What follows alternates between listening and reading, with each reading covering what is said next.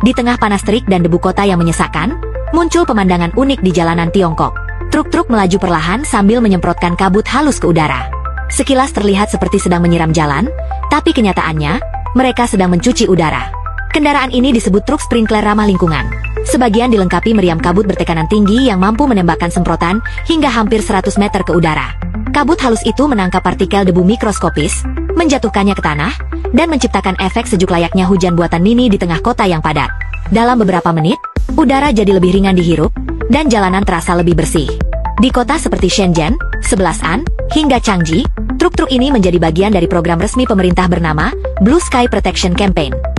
Sebuah proyek besar untuk mengendalikan polusi udara dan menjaga langit perkotaan tetap biru.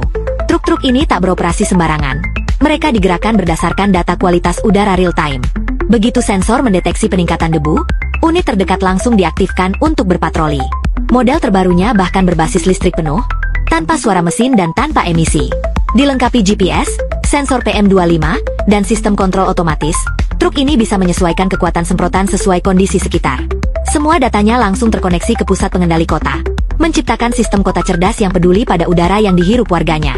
Tapi ide seperti ini bukanlah hal baru di Tiongkok.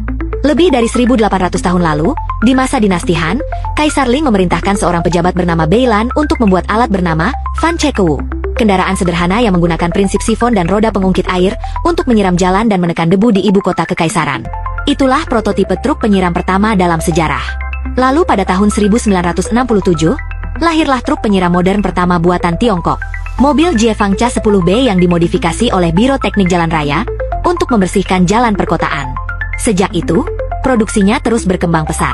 Tahun 1994 tercatat 79 model berbeda diproduksi di 16 provinsi. Dan pada tahun 2020 jumlah produksinya mencapai lebih dari 28.000 unit per tahun. Struktur truk sprinkler terdiri dari tangki air besar, pompa tekanan tinggi, sistem kontrol, pipa air, serta meriam kabut di bagian atas. Bagian bawahnya menyemprotkan air untuk membersihkan jalan dan menurunkan suhu permukaan. Sementara bagian atas menembakkan kabut untuk mengikat debu di udara. Beberapa model bahkan memiliki fungsi ganda, menyemprot depan, belakang, atau keduanya sekaligus. Di musim panas, suhu permukaan jalan bisa menembus 50 derajat Celcius. Dan air semprotan dari truk ini membantu menurunkannya beberapa derajat sekaligus mencegah debu beterbangan.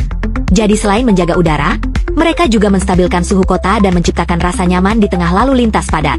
Bagi warga, pemandangan truk yang menembakkan kabut seringkali tampak seperti hujan tipis di siang bolong. Namun di balik keindahan itu, setiap semprotan membawa misi besar, menjaga kota tetap bernapas, mengubah debu dan polusi jadi titik-titik air, lalu membiarkan langit biru kembali muncul setelahnya. Mereka bukan sekadar truk penyiram jalan. Mereka adalah penjaga langit biru, mesin-mesin kecil yang berkeliling setiap hari demi udara yang lebih bersih. Dari gagasan kuno dinasti Han hingga teknologi pintar masa kini, truk ini membuktikan bahwa kemajuan modern pun bisa lahir dari ide sederhana. Keinginan manusia untuk hidup di bawah langit yang jernih.